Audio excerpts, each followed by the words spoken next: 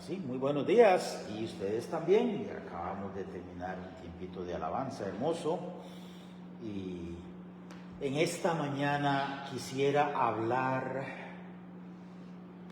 acerca de qué corto este largo año. No sé si será por la edad o será por el tiempo. Pero ustedes no han notado que los años pasan muy rápido. Yo le pregunté, les he hecho estas preguntas a mis hijas, aún cuando estaban pequeñitas. ¿A ustedes les parece que un año dura mucho? Y ellas nos decían, no duran tanto. Pero yo recuerdo cuando yo estaba chiquillo que había que ponerle bonito para gastar un año, porque ¿cómo duraba el año? Y recuerdo que ya nos decía una de las ancianitas, amigas de mi mamá, bueno, para mí era ancianita porque yo estaba chiquillo, y no recuerdo quién era, pero decía, es que cuando nosotros estábamos chiquillos, se ponía el arbolito de Navidad, que generalmente era una ramita ahí de ciprés, y después se quitaba y había que durar. Dice, hoy en día ya ni vale la pena quitar el árbol, con solamente cubrirlo, porque lo pone uno y lo quita y ya tiene que estarse alistando ya para ponerlo otra vez.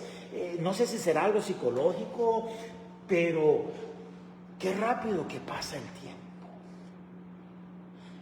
Qué rápido que pasa el tiempo. Ahora mis compañeros del high school, ¿verdad?, de la preparatoria, estábamos celebrando 82, 92, 2002, 2022, 30 años desde que nos graduamos del colegio. 30 años. A ver, sí, yo tenía 16, sí. Y todavía recuerdo algunas de las experiencias. Recuerdo que íbamos a tener una fotografía grupal, y nos habían puesto en filita. Esto era, por supuesto, antes de los celulares y demás. Y se le descompuso la cámara al fotógrafo. Y nos quedamos sin fotografía grupal, porque ninguno de nosotros, los compañeros, andaba con su cámara ahí. Y es algo que lamento. Sí tuvimos algunas otras actividades, y por ahí, especialmente con el tiempo del Facebook, por ahí empezaron a subir y compartieron, y unas fotografías de las que yo no tenía acceso, porque nos criamos sin cámara. Era mi mamá la que tenía la cámara, después mi hermana le regalaron una cámara, pero era caro revelar los rollos. Entonces ahí tenía un montón de rollos, y cuando se podía ya se ajustaba para revelar un rollo, pero era principalmente fotografías de ellas porque era su cámara. No sé si vos lo hiciste, ojalá que mi hermana no me vaya a increpar, a regañar, pero en un par de ocasiones yo me escapé y me fui al cuarto de ella y, una cámara, y ya tomé una fotografía a lo loco. Pero esas fotografías que eran de parte de un espejo o lo que sea, había que pagarlas también. Entonces, pero qué rápido que pasa el tiempo. Vuela. Y quisiera ver en esta mañana acerca de diferentes cosas que le sucedieron a algunos de los personajes de la Biblia durante el transcurso de un año. Dice en Santiago capítulo 4, versículo 13. Santiago 4, 13. Qué corto este largo año. Santiago capítulo 4 y el versículo 13. Está hacia el final de nuestras Biblias. Santiago 4, 13. Dice así: vamos ahora, los que decís, hoy y mañana iremos a tal ciudad y estaremos allá un año y traficaremos y ganaremos. La palabra traficar no es un tráfico de drogas o un tráfico de mercancía ilícita. La palabra traficar en este caso significa comerciar. Entonces, haremos comercio, cambiaremos, venderemos, compraremos, volveremos a vender. Ese es el significado de esta palabra traficar aquí en este contexto. Hacia el final vamos a ver un poquito más este versículo, pero quisiera entonces que analizáramos un poquito acerca de las diferentes cosas que sucedían en un año. En Éxodo capítulo 12, versículo 5, no tienen que buscar todos los versículos porque voy a hablar de varios, pero yo los voy a leer. Entonces, en Éxodo capítulo 12, versículo 5 dice: el animal será sin defecto, macho de un año, lo tomaréis de las ovejas o de las cabras. En un año, en una sociedad agrícola, una persona podía tener dentro de sus cabras, dentro de sus ovejas, 50 nuevos críos, 100 nuevos críos, 500 nuevos críos, y ellos tenían que aprender a escoger. Tengo 2, 3, 5, 10 que me van a servir para mí y para mi familia, porque estos críos son perfectos. Y yo sé que dentro de un año voy a tener que utilizarlos para sacrificarlos. Si había una oveja o una cabra, un carnero, un borrego que estaba tuerto, o que tenía la orejita torcida, o que cojeaba, ese no se podía utilizar, tenía que ser uno perfecto. ¿Por qué razón? Principalmente porque estos animales eran eran una representación de Cristo, el Cordero de Dios sin mancha y perfecto que fue ofrecido por nosotros. En Deuteronomio capítulo 24 y el versículo 5 se nos habla de una ley que había en Israel acerca de las personas que estaban recién casadas. Qué bonito que fuera una ley moderna. Dice: cuando alguno fuere recién casado, no saldrá a la guerra, ni en ninguna cosa se le ocupará.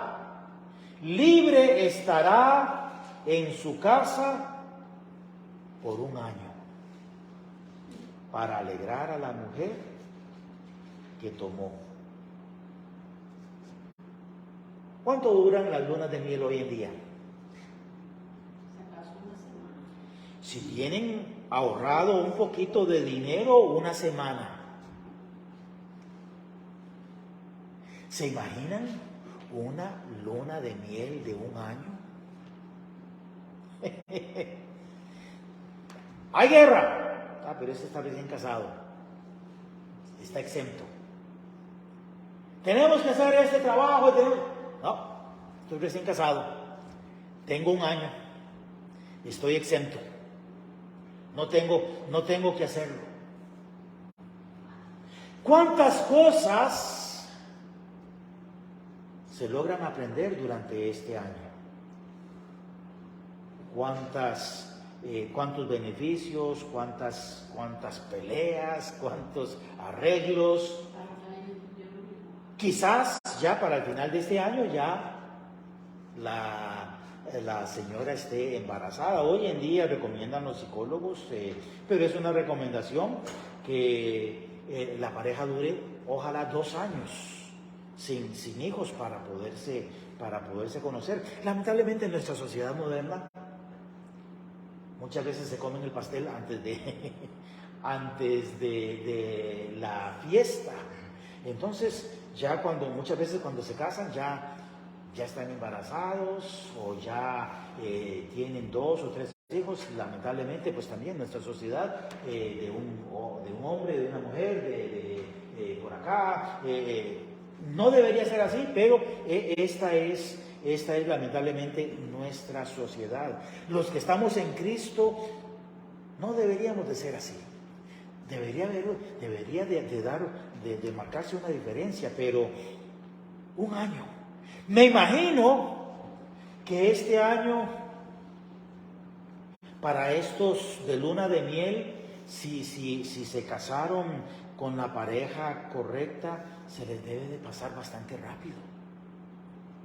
Porque generalmente cuando uno está disfrutando de algo se pasa muy rápido, pero cuando una persona está luchando, por ejemplo, con un ser querido que está con una enfermedad grave, que está pasando por una situación difícil, el tiempo tiene la tendencia a pasar más lerdo. En 1 de Samuel, capítulo 9 y el versículo 20, el primer libro de Samuel, capítulo 9 y el versículo 20 y 21, nos habla la historia un poquito de la historia de Saúl, el primer rey en Israel. Pero voy a leerles este pasaje y luego vamos a comentar un poquito. Dice, 1 de Samuel 9, 20 y 21. Y de las asnas que se te perdieron hace ya 3 días, pierde cuidado de ellas, porque se han hallado. Mas, ¿para quién es todo lo que hay de codiciable en Israel, sino para ti y para toda la casa de tu padre? Voy a contarles entonces qué es lo que estaba pasando aquí en este momento. El pueblo de Israel le estaba diciendo a Dios, Dios, queremos un rey como las otras naciones. Dios les decía, pero yo soy su rey. Sí, pero es que todas las otras naciones tienen un rey y estos reyes tienen palacio y nosotros no. Pero vean, si tienen un rey, ustedes van a tener que pagarle los impuestos y sí, no importa. Y van a tener que construir un palacio y mantener el palacio. Sí, no importa. Muy bien, si ustedes quieren un rey, les voy a dar un rey. Y Dios escogió a Saúl. La manera en que Dios llamó a Saúl fue una manera peculiar. Su papá tenía unas asnas. Estas asnas se escaparon. En esta semana nos ha pasado con los 2 perritos de que por alguna razón u otra salimos y los dejamos afuera y se nos olvida, ¿verdad?, que están afuera y al ratito se oye que están rascando la puerta porque quieren entrar, especialmente cuando estaba frío, y ellos pues no son en Costa Rica les decimos pata caliente, en México les dicen patas de perro, ¿verdad? No son muy andariegos. Entonces, una de nuestras hijas, creo que fue Amy, salió. Tommy, ¿qué estás haciendo afuera? Ay, eso fue culpa mía porque yo fui a sacar la basura, salió y después yo entré y se me olvidó llamarlo y él se quedó por ahí husmeando y oliendo. Pero a ellos se les escaparon las asnas, se levantaron temprano, iban a cargarlas o iban a trabajar. Ay, papá, se escaparon las asnas otra vez. Muy posiblemente que no era la primera vez. Entonces fueron a buscarlas y ya tenían 3 días de estarlas buscando. Y ya Saúl le dijo a su criado, a su ayudante, a su empleado, bueno, regresémonos porque ya mi papá seguro que no está preocupado por las asnas, sino que está preocupado por nosotros. Porque no había, papi, aquí un texto, papi, estamos bien, o mira, papi, estamos, nada, no se sabía nada. de ellos.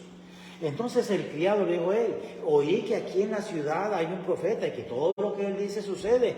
Vamos y le preguntamos. Entonces dice Saúl: pero tenemos ya 3 días de estar de viaje, no tenemos nada que darle, una ofrenda, como para ayudarle al profeta. Entonces él dice: bueno, aquí me queda todavía un poquito de comida, le vamos a entregar esto. Entonces iban caminando y se toparon con un hombre y le preguntaron: ¿no sabes dónde vive el profeta? Y precisamente la persona con la que se toparon era el profeta. Y lo primero que les dice fue esto: bueno, con respecto a las asnas que se te perdieron hace 3 días, no te preocupes, ni siquiera le hemos preguntado y ya nos estás diciendo de las asnas, porque Dios ya había hablado con Samuel de que él le iba a mandar al que él había escogido como rey. En el versículo 21 dice: y Saúl respondió y dijo: ¿no soy yo hijo de Benjamín, de la tribu más pequeña de las tribus de Israel? Y mi familia no es la más pequeña de todas las familias de la tribu de Benjamín. ¿Por qué pues me has dicho cosa semejante? ¿Por qué dices que todo lo que hay en Israel es para mí y para la casa de mi padre? Si nosotros somos, diríamos en español moderno, somos un cero corrido a la izquierda. No tenemos ningún valor. Esto sucedió en un año. Repentinamente, Saúl, en este año, fue escogido como rey.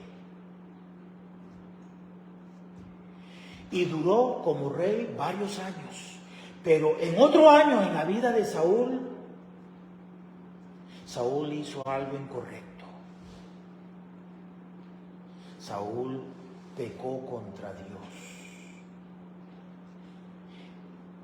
En 1 de Samuel, capítulo 13, versículo 1.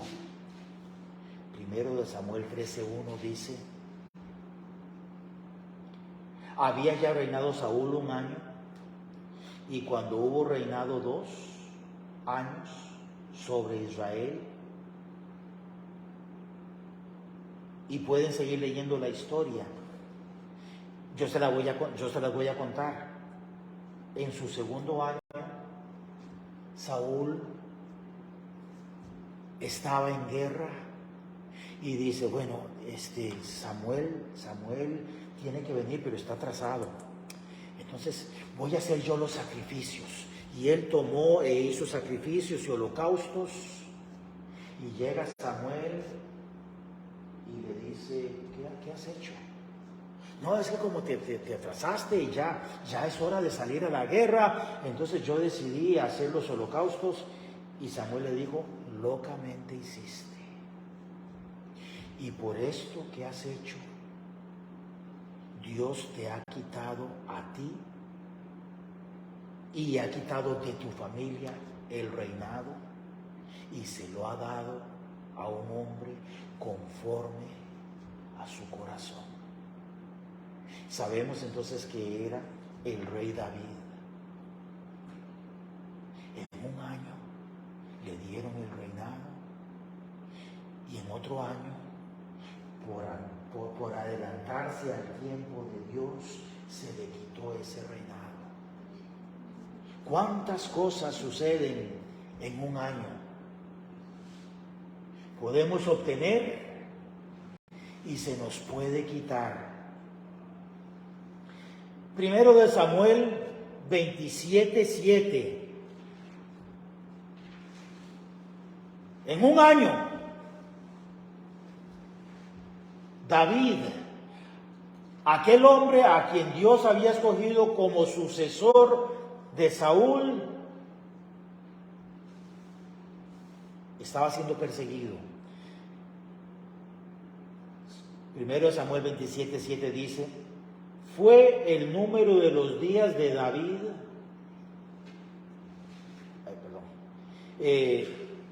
fue el número de los días que David habitó en la tierra de los filisteos 1 año y 4 meses. David había sido escogido como nuevo rey de Israel.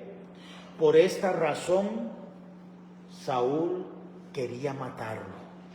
Era la costumbre. Era la costumbre de aquel entonces. Los reyes muchas veces mataban a sus sobrinos. Nosotros estábamos muy contentos de ver a nuestros sobrinos, a Nathan y a Neshmi. Yo no me imagino que haya tanto pecado en mi corazón que yo diga, voy a perseguir a Nathan y voy a perseguir a mi hermano para matarlos, porque yo no quiero que los descendientes de él se conviertan en reyes, que no haya oportunidad. Y eso es lo que hacían muchas veces. Entonces, cuando Saúl se dio cuenta de que Dios había escogido a David como el sucesor, Saúl no quería perder ese honor, ese poder. A Saúl se le había olvidado las palabras que él había dicho al principio, cuando él dijo, ¿y quién soy yo? ¿Quién es la familia de mi padre? Ya él se había acostumbrado a esas riquezas, a esos impuestos, a esos lujos, a esos sirvientes, y él quería que uno de sus hijos se convirtiera en el rey de Israel. Entonces decidió pelear contra David, pero al decidir pelear contra David, decidió pelear ¿contra quién? Contra Dios mismo. Porque Dios ya le había informado, he quitado el reinado de tu familia. Entonces David dijo en los versículos anteriores, bueno, si yo me quedo acá, tarde o temprano, Saúl me va a matar. Uno de los hijos de Saúl, Jonatán, se hizo el mejor amigo de David y le informaba, mi papá va a tal lugar y va con el ejército porque quiere matarte, huye. Y David huía. Y cuando llegaba el ejército de Saúl, ya no encontraban a David. Porque su hijo que le correspondería ser el siguiente rey, había hecho una gran amistad con David. Y él dijo, Dios ha escogido a mi amigo David y yo no voy a pelear contra Dios. Pero su padre sí estaba peleando contra Dios. David fue escogido como rey, nuevo rey de Israel. Por esta razón Saúl quería matarlo y por esta razón decide huir por un poco más de 1 año.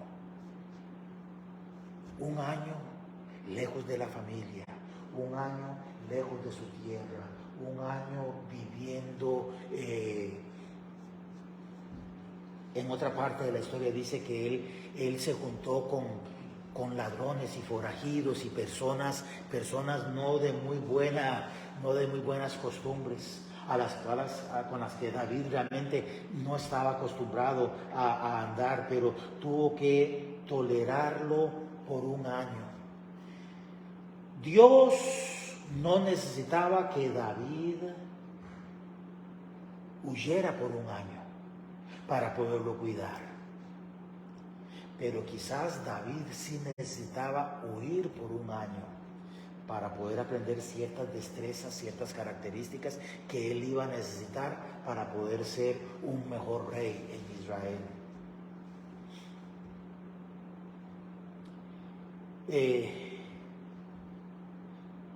Primero de Reyes 20:22, algo más que sucedió en 1 año. Primero de Reyes, capítulo 20, versículo 22. Vino luego el profeta al rey de Israel y le dijo, ve, fortalécete y considera y mira lo que hagas, porque pasado un año el rey de Siria vendrá contra ti. Era el rey Acab, un rey que por cierto no era un buen rey en Israel. Dios les había dado la victoria. Ellos dijeron, es que este es un Dios de los montes, pero vamos y peleemos con ellos en los valles y van a ver como nuestros dioses nos van a dar la victoria, porque el Dios de ellos es de los montes. Entonces Dios le dijo, dentro de un año va a haber guerra. ¿Se imaginan que Rusia, China, Corea del Sur, Cuba, Corea del Norte, perdón, no del Sur, Corea del Norte, Cuba y algunos de los otros países comunistas que quizás hagan una alianza con los países árabes, musulmanes, y que digan, de aquí a un año vamos a atacar a Estados Unidos.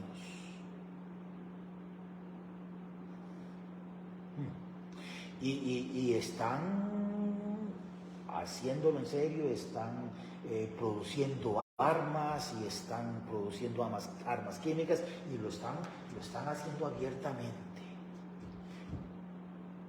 Entonces, ¿qué es lo que va a hacer Estados Unidos? Pues va a empezar a producir sus propias armas, va a empezar a llamar a sus ejércitos y va a empezar a ver cómo recluta y cómo se arma. ¿Para qué? Para defenderse.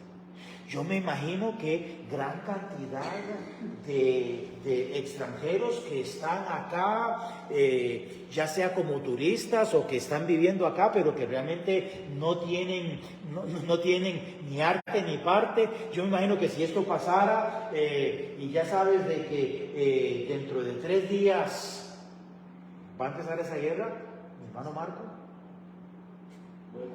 posiblemente que para Costa Rica, no sé si te quedarías acá o no, yo diría, sí, humanamente hablando, pues me voy para Costa Rica. Pero en el caso de nosotros, habría que ver qué es la voluntad de Dios. Porque la voluntad de Dios no es que hay guerra, automáticamente tenemos que huir. Hay muchos cristianos que no pueden huir. Hace poquito estábamos hablando con alguien de una familia misionera, o unas familias misioneras que se quedaron durante la pandemia, o se han quedado durante conflictos bélicos. Por ejemplo, tenemos unos conocidos que son misioneros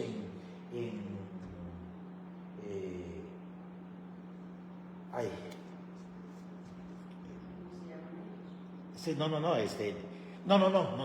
a decir cómo se llaman los misioneros, sino el país que está siendo atacado en este momento. Me quedó en blanco. Ucrania. Estaba Croacia, no es Croacia, es en Ucrania. Y decidieron quedarse. Hubieran podido salir. Y sus países les recomendaron, salgan. Y en Ucrania les recomendaron, salgan. Pero ellos decidieron quedarse. ¡Wow! ¡Qué valor! ¡Qué valor! Entonces, de aquí a un año va a haber guerra. Entonces Dios a través de este profeta le dijo, prepárate, considera, mira lo que haces, porque pasado un año este rey vendrá contra ti. Acá fue uno de los reyes de Israel, hizo un mal trabajo, hizo pecar a Israel, pero en esta ocasión estaba siendo atacado por los sirios, tuvieron una batalla, los israelitas ganaron y el profeta le advirtió ellos vendrán nuevamente. Ellos vendrán nuevamente. Mira lo que haces, considera, prepárate.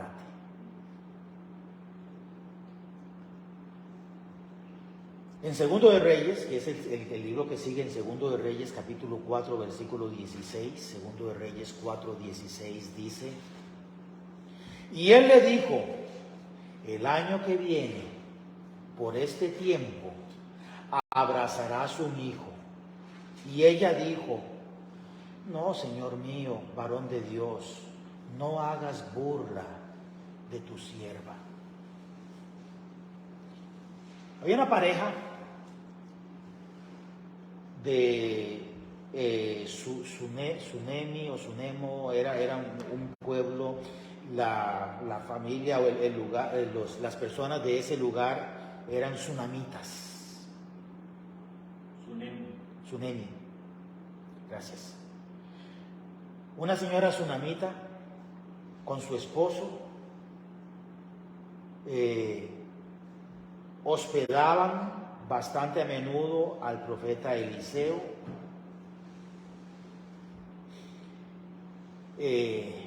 Cuando iba de viaje, y en una ocasión se pusieron de acuerdo para hacer una habitación con paredes. Para nuestra mente occidental,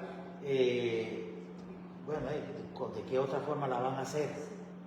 Entonces, tenemos que comprender la forma en que se hacían las casas. Las casas en aquel entonces era una casa con paredes y muchas veces tenía divisiones, pero de cortinas nada más. O algunas veces hasta ni había divisiones.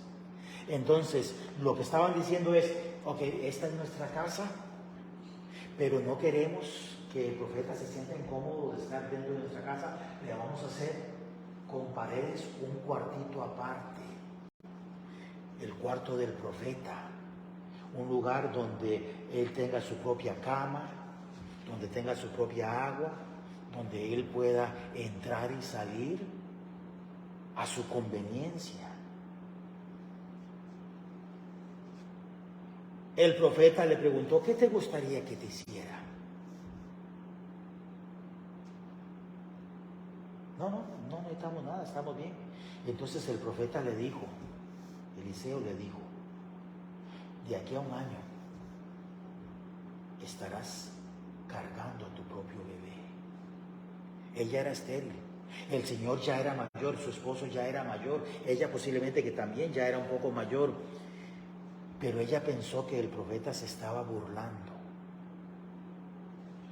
Creo que todos hemos jugado con los perritos y uno les da un pedacito de carne y como ellos la huelen y quieren comérsela. A mí no me gusta porque uno los hace sufrir, ¿verdad? Pero al final uno se la da. Ella sintió que esto era lo que Eliseo le estaba haciendo. No, Señor, varón de Dios, no te burles de mí. Esto a mí me duele. El hecho de que mis hermanas, mis amigas, mis vecinas, todas tienen hijos y yo no tenga hijos, esto me duele a mí. No te burles. Esto no es para burlarse. Y el profeta le dijo, no. De aquí a un año estarás cargando a un hijo. ¿Y saben qué? De ese tiempo a un año, ella estaba cargando a su hijo.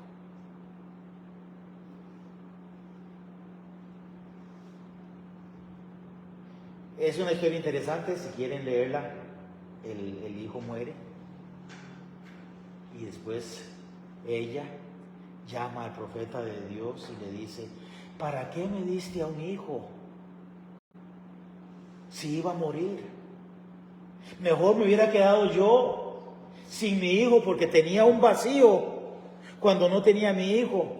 Pero ahora que tuve a mi hijo y que mi hijo creció y ahora murió, me quedó un vacío más grande. ¿Por qué me hiciste esto? El profeta fue y lo resucitó. En otro año, en un año se le dijo, va a nacer, en un año nació, en un año murió y ese mismo año resucitó. ¿Cuántas cosas pueden pasar en un año? Nehemías 10:32. Nehemías 10:32. Nos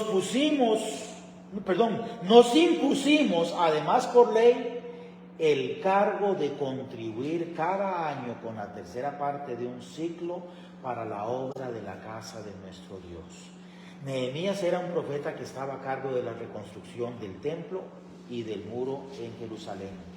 Una vez construido el muro, ellos y construyeron el templo, también reconstruyeron el templo, decidieron animar al pueblo para que durante un año trajeran ofrendas, pusieran aparte un dinero para poder que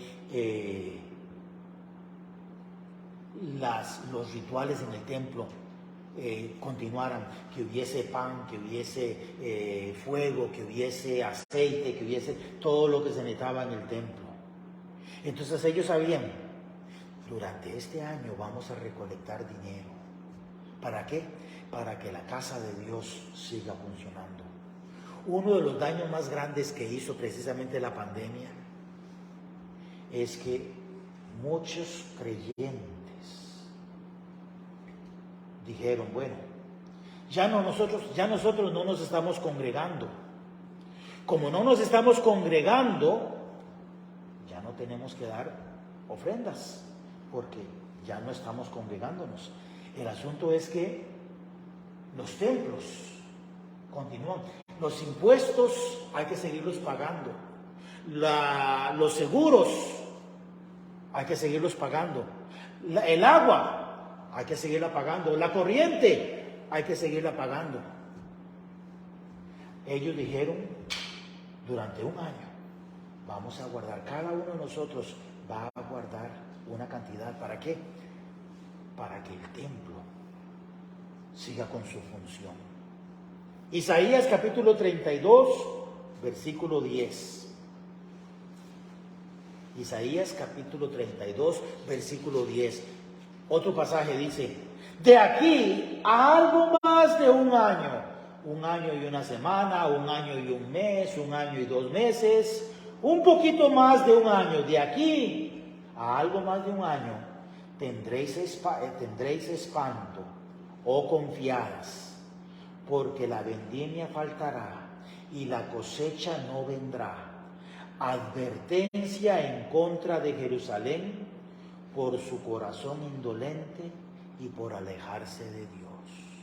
Isaías era un profeta y le estaba diciendo al pueblo de Israel, específicamente a Jerusalén, ustedes se han alejado de mí y de aquí a un año van a empezar a sufrir grandemente.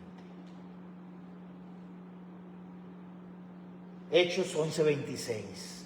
Hechos 11:26. Dice,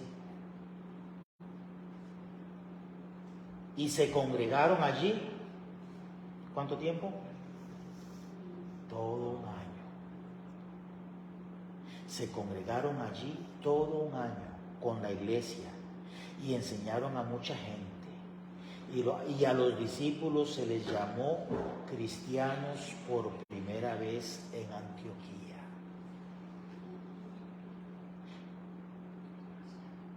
En un año, Pablo y su equipo misionero se empezaron a congregar en una pequeña congregación en una ciudad que se llamaba Antioquía. Estos hermanos en este año empezaron a crecer grandemente, empezaron a hacer preguntas, empezaron a aprender y a guardar la palabra de Dios en su corazón. Y estos invitaban a otros y les animaban, vamos a la iglesia. Y estos también empezaron a crecer de tal manera que la gente del pueblo empezó a notar algo diferente en estos antioquinos. Esta gente sí que es rara.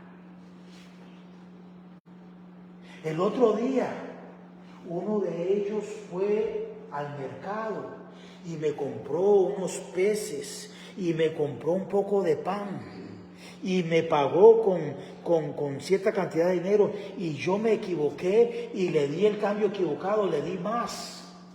Y cuando ellos se fueron, al día siguiente los muy estúpidos llegaron y me dijeron: Señor, el otro día que compré pan y que compré pescado, fui a la casa y conté el cambio y usted me dio más. Aquí le vengo a devolver lo que me dio de extra. ¿Se imaginan qué tontos? Decían ellos.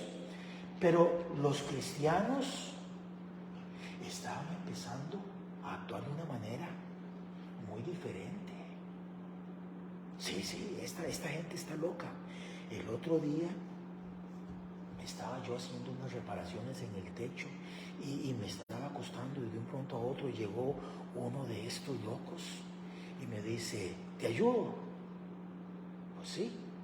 Y yo ya iba a sacar de mi bolsillo para pagarle, porque me ayudó mediodía. Y me dice: no, con muchísimo gusto. Es más, si me quiere pagar, venga a la iglesia conmigo. Y saben que yo esto lo he hecho. En algunas ocasiones que he hecho favores, alguien me va a pagar. ¿Cuánto le debo? Pues no me debes nada, pero si me quieres pagar, yo soy pastor de la iglesia y te invito a la iglesia. ¿Saben hasta ahora cuántas personas me han pagado? Ninguna. Pero por lo menos están viendo de que hay algo diferente. Uy, sí, el otro día yo iba manejando mi carrito y golpeé el carruaje de otro, y le solté la rueda y se cayó, y yo le dije que fue culpa de él, y yo le dije un montón de malas palabras porque yo no quería tener que detenerme. Yo sabía que era mi culpa, pero y él me dijo: no se preocupe, que el Señor le bendiga. Y se bajó con su familia y su esposa, y levantaron y le pusieron la llanta, la rueda al carruaje. ¡Qué gente más rara! Yo le dije malas palabras y no me respondió nada. Me dijo más bien: que el Señor te bendiga. Como era una gente que se estaba empezando a actuar tan diferente, les pusieron un apodo. Estos cristianos. Cristiano era un apodo. Bueno, por ejemplo, a la gente de nuestro pueblo en Coronado nos llaman lecheros, porque había muchas lecherías. Todavía hay, pero en aquel entonces había más, los lecheros. Pero por lo menos no era un apodo para insultarnos. Hay apodos que sí son para insultar. Cuando se les llamó cristianos por primera vez en Antioquía, lo que querían era más bien ofenderlos. La palabra cristiano significa como Cristo, parecidos a Cristo, Cristos pequeñitos. Qué bonito apodo.